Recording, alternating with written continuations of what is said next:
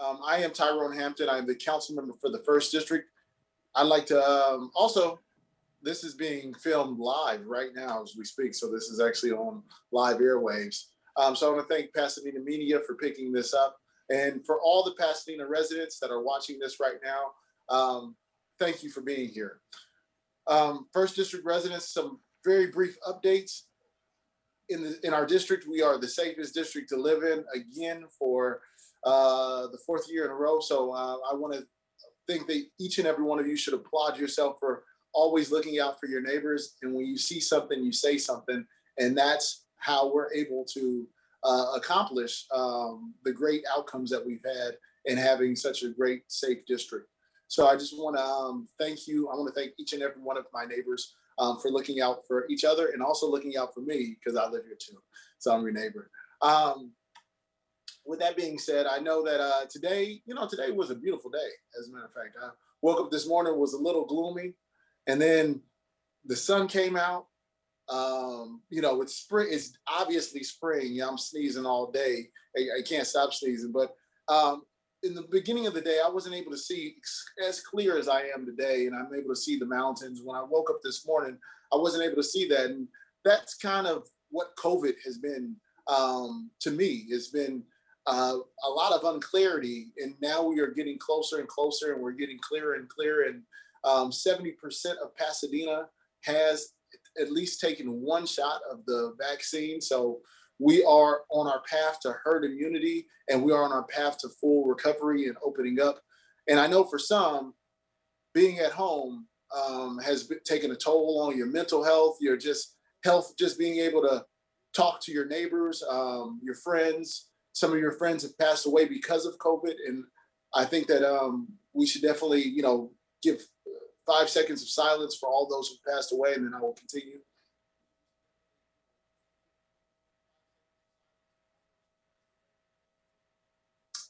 Thank you. But for that being said, we as a community, we have to keep on moving. We have to continue to move forward. We have to say hello to one another. We don't know what any of our neighbors are going through.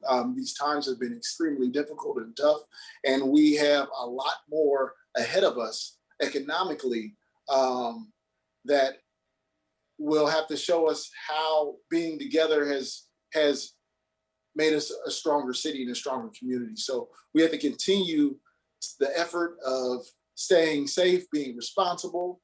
We also have to continue the effort of getting out and talking to your neighbors, saying hello from a distance, of course. And if anyone wants someone to talk to, I want you to know that I'm a resource. I'm not a clinical psychologist or by any means, and I'm not trying to act like I am. But I just want you to know, as your neighbor and someone who I consider each and every one of you, no matter where you live in the city of Pasadena, my friend, that I am here as a resource just to call, talk to. My number is really easy to remember. It's area code 626-744-4444. Also, we do have some fantastic professionals in this field, in this service. If you just know someone that's been going through anything, know a child that's been going through anything, we have Foothill Family Services, and Ms. Bell will add those into our chat box this evening. And then also, we have LA County Mental Health Services that you can reach out to. With that being said, I want you to know that I'm here with you. I love each and every one of you, and I'm very grateful that you've given me the opportunity to serve you in this capacity as your representative on the City Council. Today's meeting is a bit of an exciting meeting. Well, actually, very exciting to me is as a father of a 6-year-old daughter, I'm always looking for activities and things for my child to do. And sometimes I'm looking for them at the 9th hour. And I think everybody knows what that feels like, looking for something at the 9th hour and they realize they can't get their kid into something. So today we have with us the public health, we have the public health department with us as well. We have Parks and Recreation with us, and we also have First Tee with us. And we're going to talk briefly about some of the activities over the summer months. If you are on our news list, our mailing list, we will get those activities out to you as well. If you're not, feel free to put your email address in the chat, and Priscilla or Mrs. Bell will capture that information and we will get you on our mailing list. Mrs. Bell is the field liaison for our district. Ms. Bell, if you could just raise your hand so everybody could see who you are. Priscilla Hernandez is a fantastic volunteer who's been with our district going on, this is 3 years now, Priscilla? Going on 3 years, and has been a fantastic resource for so many things that our district has been able to accomplish. So with that being said, I'm going to kick this meeting over to First Tee to talk to you briefly about some of the beautiful outdoor options that our young people have down in the Arroyo. So, Mark. All right. Thank you, Tyrone. Appreciate it. First of all, I want to thank the Rose Bowl Operating Company. Back last year, around spring 2000, June 2020, the Rose Bowl Operating Company was really instrumental getting us back on track. We worked with the health department, getting our programs up and running again. We were fortunate to be able to provide programs for our summer, fall, and then this year, 2021, winter and spring sessions. We've seen record numbers. Just like you might have heard from the golf industry down at Brookside, it's hard to get a tee time these days. Golf is a sport or an activity that people have flocked to since COVID-19. And we were fortunate to be able to get kids coming to our program in a safe, fun manner. I'm happy to say all of our coaches have been vaccinated and all of us have gotten our second shots. So to all the parents out there, we've been very, very open to our parents about our safety procedures. We've had kids, we had to keep our classes down to a minimum. Good thing, bad thing, we wish we could serve more kids, but due to the COVID-19 procedures that we had to limit our class sizes. But at the end of the day, kids at the summer in 2020 were able to come to Brookside and be able to participate with each other in a safe and fun manner. For us, that was a huge thing that we were able to do. A little bit about the First Tee of Greater Pasadena. We are a nonprofit organization. We're one of 148 chapters worldwide. Our organization was founded in 2006. Kenny James was part of our board back in the day. We've had a great relationship with the city of Pasadena. We started off at the First Tee of Pasadena, and then I think it was around 2014, we adopted the name Greater Pasadena, just because our service area grew. So what we're at now, if you think about it on a map, we're pretty much Glendale, Burbank, the whole way out to Rancho Cucamonga, from the 10 freeway north up into the foothills. So we service that whole area. We're one of 5 chapters in Southern California. We're happy to say that we're on July 26th, we're going to be hosting a Chapter Cup Challenge, where we're inviting 4 other chapters: San Diego, Coachella Valley, Inland Empire, and Orange County, to Brookside, where those participants of the First Tee are going to be able to play against each other in a team format.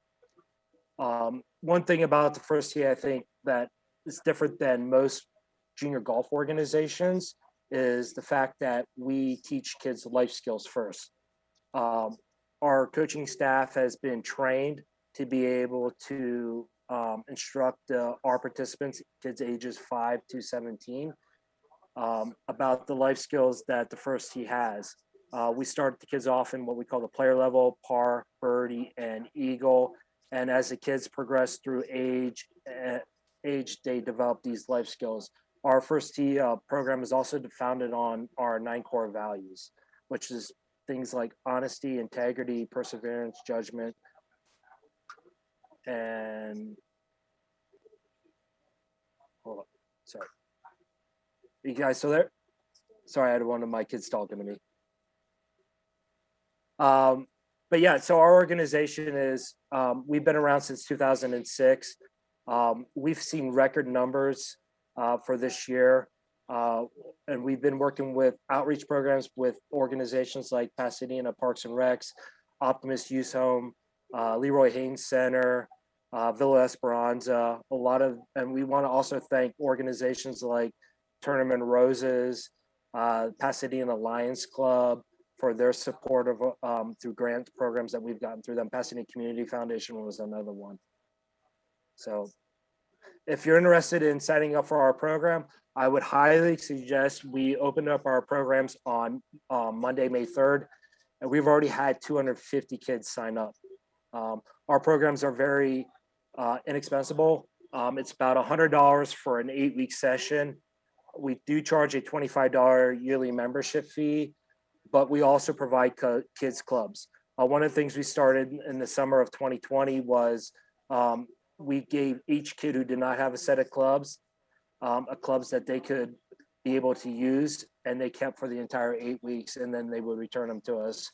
So if there's parents out there that want to get their kids involved in the game of golf, we highly suggest our program for the fact that one, your kids are going to learn about the game of golf, and two, more importantly, they're going to learn about life skills and core values that the first tee of Greater Pasadena could teach your kids. Thank you. Mark, quick question. I know that this is probably going to be a question of people that are watching, not necessarily in the chat box. Are there any scholarships for first tee students? Yeah, absolutely. At any time, any parent can go onto our website, register, and we do have a click down button where scholarships are available. We give 100% down to 25% scholarships. But the only thing we would ask that the parent does pay the $25 yearly membership fee. Okay. And I saw in the chat, someone asked the name of the program, and it's actually called First Tee of Greater Pasadena. Thank you, Ms. Bell. You've already, you typed faster than I could speak. So thank you, Mark. We really appreciate you being here. And we appreciate what the values of the sport of golf give to our young people. And that's a fantastic opportunity. I do want parents to know that a little something about golf is very interesting, which I found out about 3 years ago, is women in golf. There are a lot of scholarships that go unused every single year to major colleges. So if your young girl wants to play golf, your young lady, teenage, this is a fantastic opportunity to get some great scholarship dollars when going to college, or even a full ride. And First Tee is a great place to learn how to play the game of golf. So thank you. Yeah, Tyrone, one last thing. Go We're ahead. 38% female participants.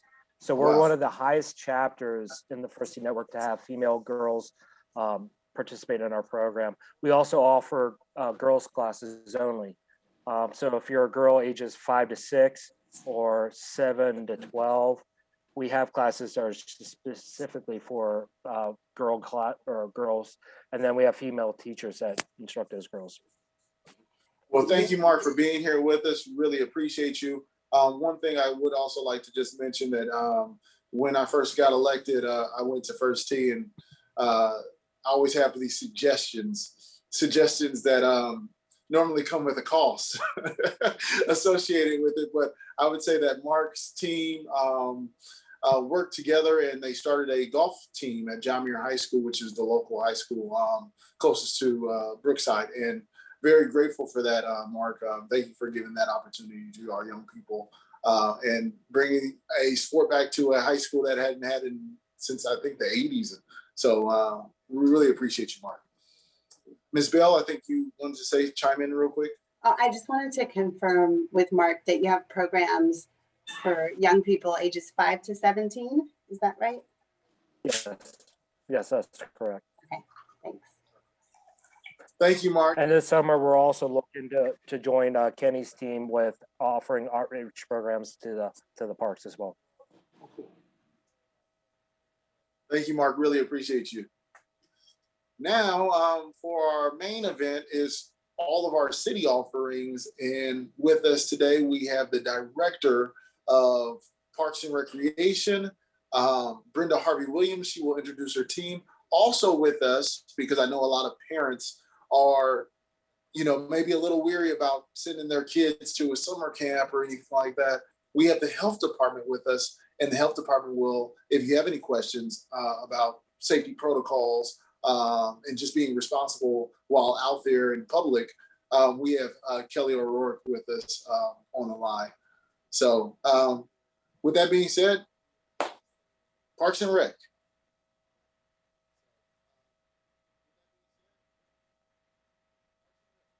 Brenda, I think you may be on mute.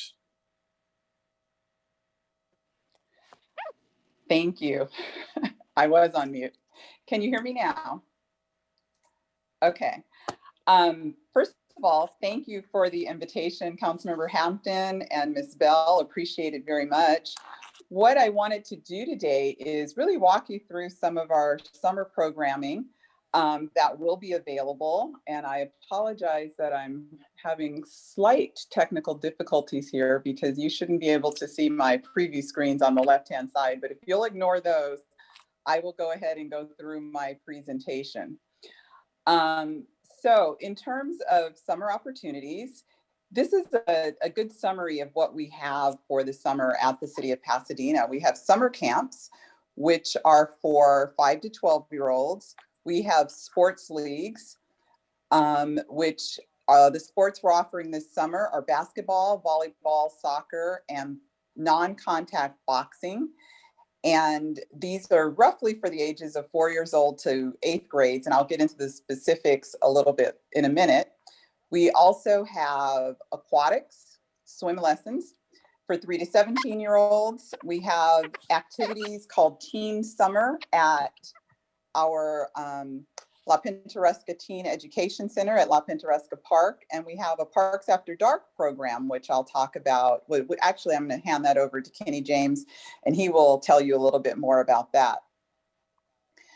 We have very reasonable fees for all of our activities this summer. Some are free. I wanted to show you really quickly what they are here, and I'll talk about them a little bit more in a moment, but just realize that they range from free to $25 a week. And I'll, again, come back to that in a moment. So in terms of summer camps, camp is all about fun. And I know that, unfortunately, you can see my little tricks of the trades, my notes down here, but hey, read along with me. So our summer camp is all about fun, and we will be following COVID safety protocols as we did last summer. And one of those does not allow us to have field trips, but we do promise to have lots of other fun activities for our 5 to 12-year-olds, such as arts and crafts and sports and fitness, instruction. We have music and dance and science experiments, engineering challenges. All campers get a free t-shirt, and also breakfast and lunch are provided. So we offer a full day program of camp fun. And here's another picture of some more camp activities. In addition to our summer camp, as I mentioned, we will be having youth sports leagues. And this summer we have 3 leagues that will be going on: basketball, volleyball, and soccer. All of these are co-ed. Basketball is for 3rd through 8th graders. Our volleyball program is 5th through 8th graders. And our soccer program is for 4-year-olds through 14-year-olds. And here's some more pictures of our youth sports. And in terms of non-contact boxing, we will be providing that. It's not a league, so you won't have games, and it's really a program that stresses fitness and confidence in young people. So it's offered we have 2 different boxing programs this summer. One is we will have a boxing camp, which will happen on Tuesdays and Thursdays, beginning on July 6th and running through August 5th. It's free of charge. It's for 2 hours on those days at Villa Park. And we also have a daily boxing class. And this class is for 8 to 17-year-olds. And we have one that will be at 4 o'clock and one that will be at 5:15. And this will run from June 1st to July 23rd. So moving on, I want to tell you a little bit about our aquatics program or our swim lessons. So our swim lessons will have a fee of $10 per session, and a session, it equals basically a week worth of lessons. It's 4 lessons, Monday through Thursday, and the lesson is 50 minutes long. And these are available for 3 to 17-year-olds at all swim levels. So we start from can't swim at all to our highest level, where we're teaching you different strokes, and you'll just about be ready to be on a swim team. And in non-COVID years, we actually have a swim team in the summer, but that's one of the things we're not able to field this summer. But we will be offering swim lessons at Robinson Park, Villa Park, Blair, and Pasadena high schools. For those of you who have wee little ones, we also will have a Parent and Me class for parents and their 6-month through 3-year-olds. And finally, I wanted to show you another picture of our swim lessons. And in the big picture here, this is Crystal Haynes. She started with our program as a junior lifeguard, and we're very proud of Crystal. And I want to report that Crystal is now in medical school at USC. But she was pretty much raised in our recreation program, and then she started working in recreation and has been through college and is quite a success story. And her story's not over yet. But this is the fun you can expect to have during swimming. So now I want to go back to our fees. Now that you know the programs we're offering, I want to explain our fees a little bit to you. So all of our camps, we have our fees listed here, and there are 3 different levels. So we have a camp at Robinson, Victory, and Villa, and that particular camp will cost $10 per week. And we bundled the weeks, so you can either purchase 3 weeks of camp or 4 weeks of camp. And then we have a camp in the Arroyo Seco, and that's $25 a week. And the reason that one costs a little bit more, because that's the only one that will sort of go on field trips. I say sort of because they actually hike to different locations throughout the Arroyo, which allows them to participate in archery and horseback riding. They get horseback riding lessons as well, but they have to hike there. So that's why that camp is a little bit more, and it's $25 a week. We also have our free options at La Pintoresca Park and Washington Parks, and those 2 camps are both free. And I want to mention that our camps at Robinson Victory Villa and the Arroyo Seco camp, they also have a one-time non-refundable registration fee. So still very reasonably priced. Our non-contact boxing, both the camp and as I mentioned, the summer camp is free, and also the daily class is free.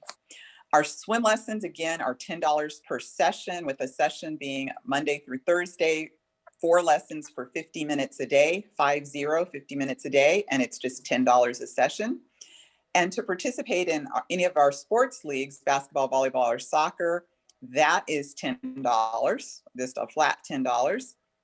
And then finally, to participate in activities at the teen center, what we call Teen Summer, that will be free. And that is for 12 to 17-year-olds.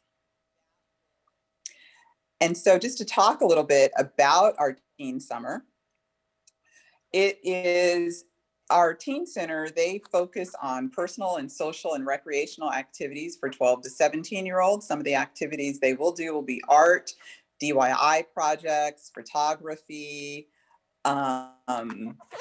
Here's just a picture of some of the fun things that they work on.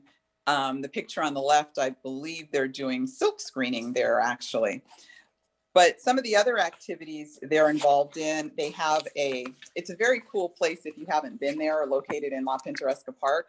They have an iMac computer lab, a game room, video game room, a teen lounge, And they will be open this summer from noon to 6 p.m. And I will say one little thing about the video game room. Kenny, who you'll hear from in a minute, he and I have argued over the video games that get purchased for that room, and I won the argument. I think he accused me of trying to not be fun, but some of the games, parents, if you're listening, no violent games, I won't allow it. So a lot of fun to be had there, though, at the Teen Center. And next, I wanted to move and talk a little bit about job opportunities for teens who are available and are of that age. So unfortunately, the application period for our jobs for this summer have closed, but I did want you to be aware of them for next year. So anybody out there who has a teen, or if you are a teen, start looking for our job opportunities in March, because that's when we begin recruiting for jobs that we have in our Parks, Recreation, and Community Services Department. And the types of jobs we have are lifeguard, which could be either at the junior level, a junior lifeguard, a regular lifeguard, or a senior lifeguard, and recreation leaders. And recreation leaders are people who work at our summer camps. And pictured in here are the two individuals wearing the staff summer shirts. Those are some of our summer hires for the rec leaders. We usually hire about 90 recreation leaders each summer, but because of COVID and a little bit smaller size camps this year, and the fact that we have to keep people in the same cohorts, we were only able to hire 26 this summer, 26 teenagers essentially to be our recreation leaders. But with Los Angeles County being in the yellow tier and our nation on the trajectory to finally get rid of COVID, I'm very hopeful that next year we'll be back and be able to hire our full complement of 90 recreation leaders. Another program we have is called the Rose Program, and that's an internship program that it can last for an entire year. So our Rose interns can be placed in any city department and in some outside nonprofit agencies. There is a family income requirement to participate in this program. The family must be of low or moderate income as defined by HUD, but we hire 18 to 24-year-olds, and the interns will receive a stipend of $1,500 for 200 hours of work. And we have been quite successful in placing interns, and some of them have been inspired by the internship they've done with our department or somewhere in our city during a summer or during a school year, and have gone on and actually entered that field as a career or studied that field in college. So it is a great program, but again, unfortunately, the application period has closed. We received over 220 applications, 165 job slots. So for any young people who we can't place within 165 of those slots, we are working very hard to try to connect. We will work very hard to try to connect them with nonprofit agencies where hopefully they will be able to get placed there. And just a quick update before I turn it over to Kenny for a moment to talk about La Pintoresca Park, one of our parks here in the 1st District. I will add that I proudly am also a resident of the 1st District. So when I say our district, I'm talking about home. So La Pintoresca Park, many of you may have noticed, is under construction. And the construction is scheduled for completion at the end of June. So when it's done, you will find a new splash pad there. There will be a brand new skate park that we're very excited about. The playground will have a shade covering over it, and the entire park will be given a nice facelift. It is going to be absolutely beautiful. The basketball courts will be new as well, and we're very excited about that. So for the summer, when we begin our summer camp, which, by the way, I don't know if I mentioned, summer camp begins June 14th. and goes to July 30th. But when we begin summer camp, the construction might not be completely finished. But if it isn't, we still will be able to hold camp there because they will section off the areas that aren't finished yet, and we just won't use them. Oh, and one other thing we're getting in the remodel of La Pintoresca Park is the bathrooms will also be remodeled. So we'll have nice, shiny new bathrooms as well, which if you're like me, there's nothing like a nice, shiny, new, clean bathroom.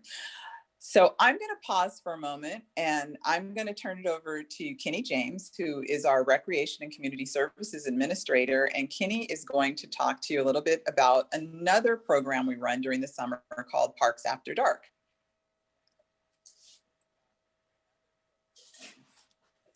I'm hoping that Kenny will be able to unmute. Yep, I'm here. All right, very good. Thank you. All right, so again, Parks After Dark, well, again, I'm Kenny James, Recreation and Community Service Administrator for the Parks, Recreation and Community Services Department.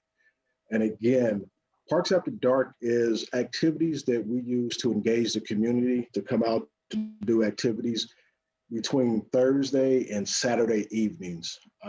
Programs typically range anywhere from 6 p.m. to about 9:30 p.m., depending on the type of activity that we do. But a lot of the things that we do are movies in the park. We do a softball game with the community versus city departments. And then we also do art walks. We do basketball leagues, 3-on-3, scavenger hunts. We do stretching classes, coffee and tea, kind of like a sip and tea art party that we have that happens. And that is both virtually and at our park location. And then we also have pickleball programs that are going to take place this year. So a couple of locations of where this will happen will be Grant Park, Robinson Park, Victory Park, Washington Park, and Villa Park. And again, those programs will begin on 7/7 and will end on 8/8. So they will last for an entire month of activities that will take place. Again, information can be found on our website with the exact locations and the exact times of the different events. And again, we want to encourage the entire community to come out and support. And again, we're doing these activities with the COVID protocols. So we have been approved for these particular programs, and it will be structured to ensure that we are following the COVID protocols to make sure that we have a safe summer and allow people to engage in some nice activities since they have been tied up for the past year. So we want to be able to get people to come out and have an exciting time. Thank you, Kenny. And just to finish up, here's a few more before pictures of La Pintoresca Park before the construction began, so you can remember what it take note of what it looks like. So when you see it completed, you'll remember that.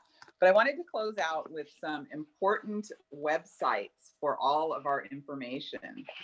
So the first website is our Parks, Recreation, and Community Services Department website. You can access our summer recreation guide for details on all the things I've mentioned here at that website, cityofpasadena.net/parks-and-rec. And the second one is the cityofpasadena.net reserve is where you can register for our classes. And the final one, cityofpasadena.net/human-resources is our Human Resources Department website, where you can check throughout the year for various job opportunities that are available with the city of Pasadena. And before I close, I want to let you know that for all the recreation programs that I've mentioned this evening, registration opens on Monday morning, May 10th at 8 a.m. Due to our very, very low fees, we are expecting a very high volume of people who want to register. So I would encourage you all to register early, register on Monday, register as early on Monday as you possibly can so that you will be able to get the activities that you're interested in and that you desire most. But before you register, we do need you to register on our new park reservation software that we had. It's called Civic Rec, and you can do that at cityofpasadena.net/reserve. So you need to first go on there and create an account for yourself so that you will be able to register. And I would encourage you to do that now. Definitely get that done before Monday morning when registration opens. And one last thing, and that is all of the fees that I've listed are for City of Pasadena residents and Pasadena Unified School District students. So any PUSD students who live in Altadena or Sierra Madre, they get the resident rate as well. And we open up priority registration for our Pasadena residents on May 10th. And then on May 24th, registration will open for non-Pasadena residents, and they will pay a higher fee. So residency has its benefits. You'll be able to do a lot of fun things this summer at a very low and in some case no cost.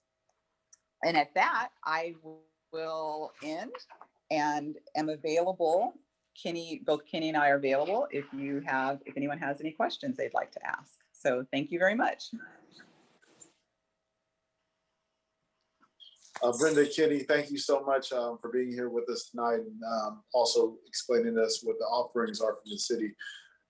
There are so many offerings for the summer months within our city for young people that I think sometimes we all forget about them. And so from here on out, every year I will host a meeting prior to all of these openings for everyone to be reminded by all of the programs and offerings our Parks and Rec department has for our young people as well as adults. Kenny, I do have a real quick question. It's my own personal question. And then and then I have some questions I'd like to ask from neighbors. This question is a question that always comes up to me at the market. And they say, well, I dropped my kid off this program, but now I have nothing to do. Is there anything that your department has for adults during some of the times that their children will be in these programs or classes? Well, I'm glad you asked that. And to answer that question is yes. So we have what we call a Fit 360 class, which is a fitness class that we are currently doing right now. And that class will continue during the summer. That class is offered at Victory Park and at Villa Park. And we are exploring offering that program at La Pintoresca and Robinson Park. So we did take a survey of the community, and they did show interest in having that class. The other program we have is non-contact boxing for adults. That takes place as well. And then we'll have some summer summer basketball 3-on-3 that will happen in the summer during the month of Parks After Dark for adults that want to participate in programs while the children are participating in programs. Perfect. And is there a link or anything that we could put in the notes or for anyone that wants to figure out where they can look at these adult offerings? Or yes, if you could tell us the link. Yes, Kelly has typed it into the chat, cool. But also it's www.cityofpasadena.net/reserve. Perfect. Well, thank you so much. So parents, there are things for you to do as well.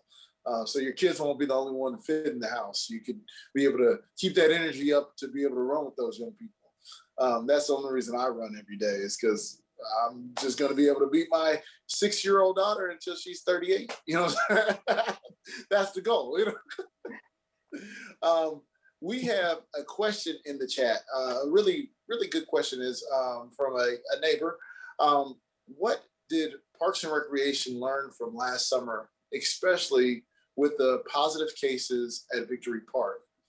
And then the other part to that question is, what protective policies will be implemented, testing, vaccines, PPE, et cetera, for youth and workers?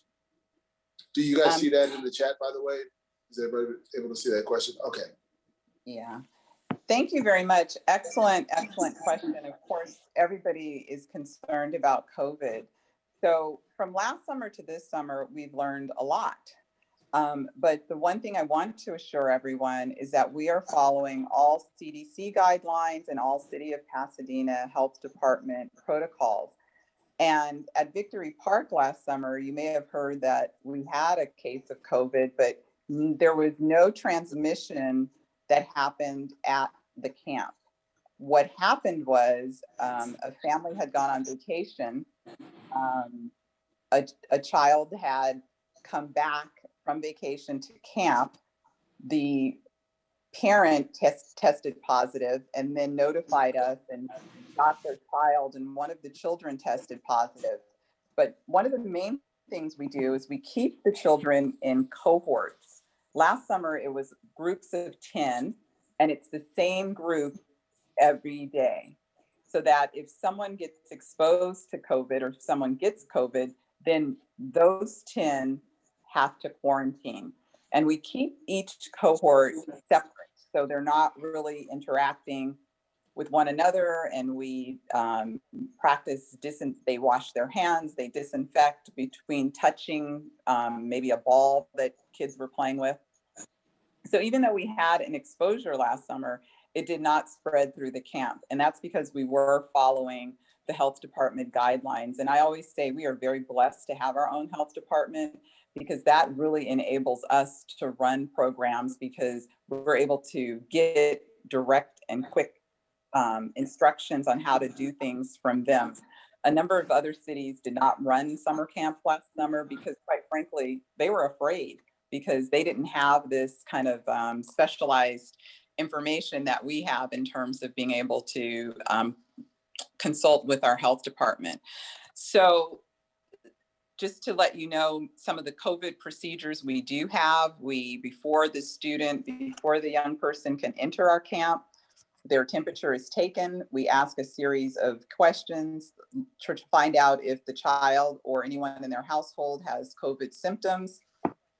And we do a symptom check. We require masks to be worn. And we do the same thing with our staff. We are checking for COVID. The good thing is that we have this summer versus last summer is a good deal of our staff have been vaccinated. And even though our camp only goes up to age 12, so we know they haven't been vaccinated yet, we still will continue to follow all the same COVID safety procedures. So I know that was a long response, but I do want people to feel as comfortable as they can during this time of COVID and know that we are doing everything possible to keep everyone safe. Ms. Bell or Priscilla, did you see any other questions in the chat that weren't answered? When will La Pintoresca Park be back open? Oh, So La Pintoresca Park, it's the construction, as I mentioned, it's due to be completed. They're saying mid-June, but I'm expecting the end of June for it to be absolutely complete. But elements of it will be done in mid-June, and we'll be able to have our camp there. and I'm really excited about the upgrades, and the upgrades at the park were really community driven from a lot of feedback from community members as well as myself. And we had multiple community meetings about the park and the upgrades that they would like to see there. So this is the community's park. So we want to see you out there on the splash pad. It's the only splash pad in the city of Pasadena. And it's actually our only skate park in the city of Pasadena as well. And the skate park upgrades are going to be amazing. I'm not a skater, and you're not going to see me out there because I like my legs.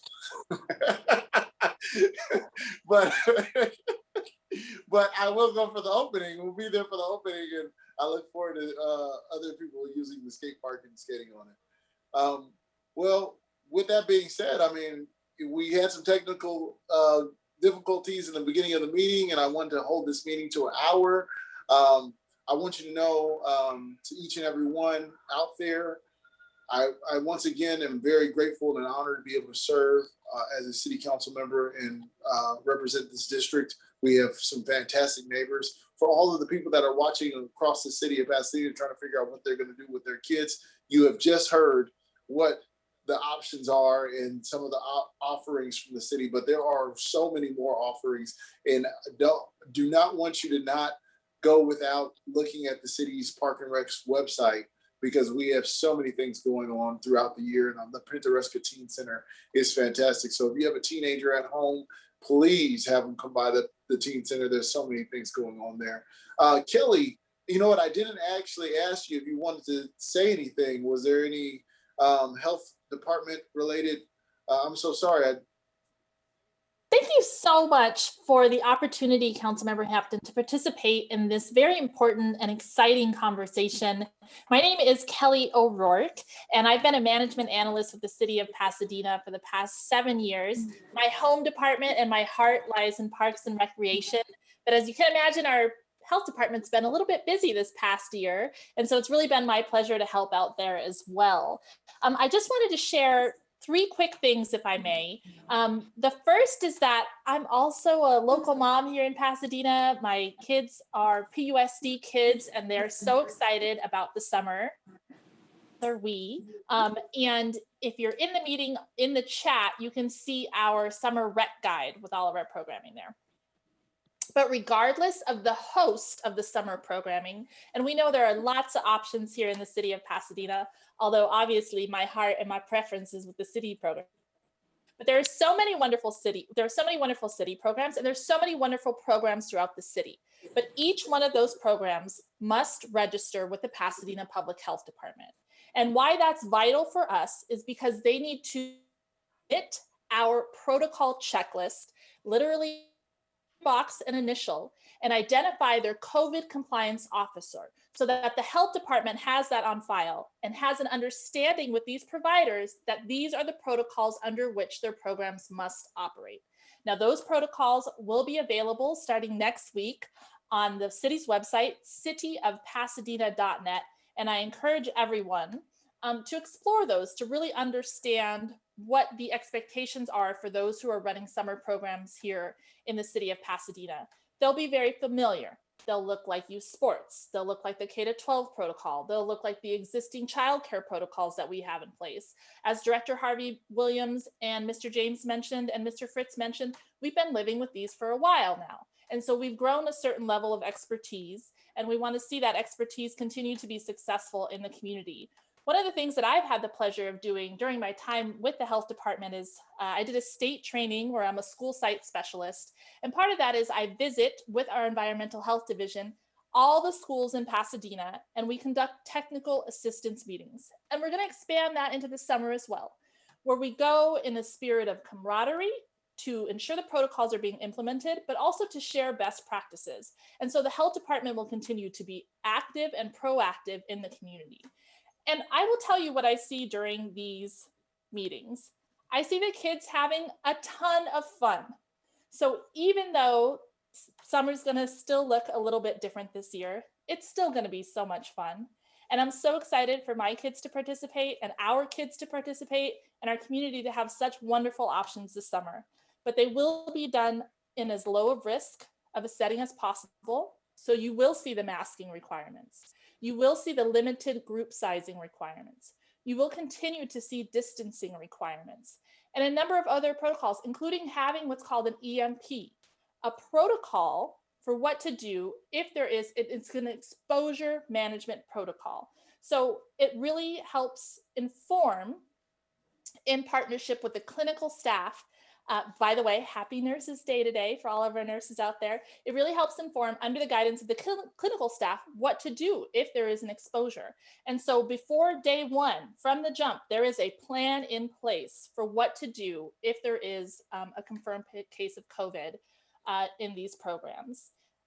So I just want to encourage everyone to visit our website, to check out those protocols, to know that the Pasadena Public Health Department will continue to be a resource for technical assistance. We will continue to be a great partner with and for these programs. We'll continue to be very present at these programs. And we just want to strongly encourage everyone to get out and play this summer. And I hope to see you there. Thank you. Oh, my contact info is in the chat, sir. Thank you. Thank Um, you. Thank you so much, Kelly. Can I just say, Oh, can go I say ahead. one Sir. thing real quick? Yes, Someone put in the absolutely. chat a question about vaccines, and I wanted Kelly to just tell us how people can get vaccinated. Yes, I was going to ask those questions to Kelly next. There's two health-related questions. One is, will there be any voluntary testing at any of our sites? And the other question is, will families and children at camp be offered the vaccine if they want to take it? So thank you so much for those questions. So first of all, with testing, one of the things that has been very successful in terms of the last year is developing the infrastructure for testing. There are absolutely a lot of free testing resources available. For the K-12 schools, we do require a certain level of like surveillance testing. I have not, I need to confirm for the protocols for the summer to see what the expectations are. Absolutely, for the exposure management plan, should there be a confirmed case, testing is, you know, a required next step. And there are available protocols now that one can actually get a test in a very reasonable timeline and get the results in a reasonable way to really help inform next steps. So that's what I have to say about testing. For vaccine access, really exciting things going on with vaccine. As the council member shared, we have over 77% of Pasadena residents with at least one dose, and over half of us have 2 doses or are fully vaccinated, which is just incredible. We are hopeful that as soon as next week, Pfizer will have the opportunity to have vaccine access for children ages 12 to 15. It's currently approved for those 16 and over. And so that would really be a game changer for the summer, because there is a scenario in which your young teens could be fully vaccinated before summer programming really begins. As you may have seen in the news recently, we've done some really exciting coordination with Huntington Hospital and PUSD, where we did our graduation preparation vaccination clinics. We had our first at Victory Park last week, where we vaccinated almost 500 PUSD students and families so that they can get ready for their big graduation ceremony, which will take place in Council District 1 coming up in June. And actually tomorrow afternoon, we'll be at Muir doing vaccines there from 1 to 3:30, and we do take walk-ups there as well. All of the city's vaccine clinics can be found on cityofpasadena.net.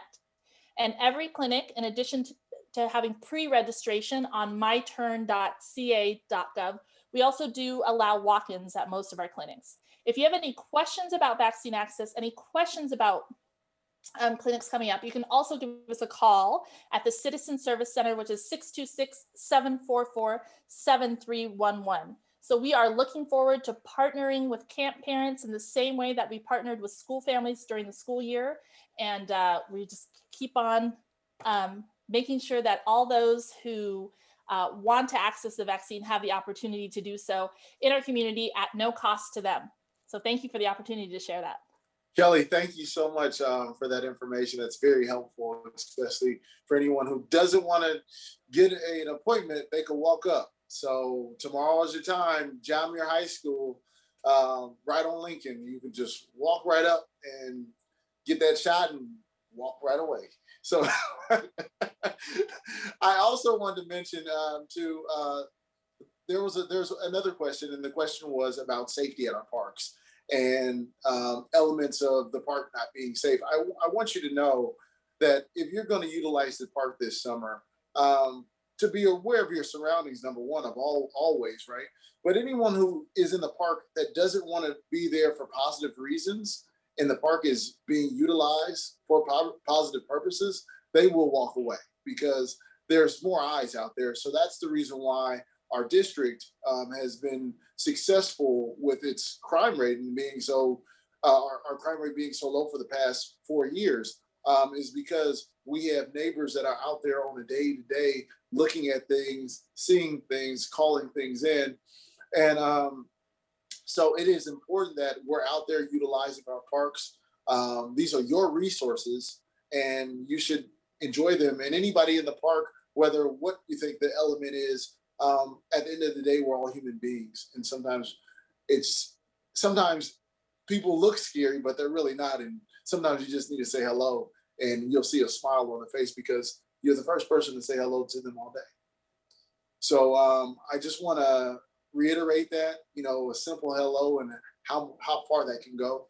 And that if we're utilizing our parks will be safe and a great place for our young people. I went to La Pintoresca Park all the time. Before there were a basketball court in the skate park those were tennis courts. And they were the only tennis courts in all of Pasadena that never had a wait. so I'd always be playing there. So my grandmother would drop me off.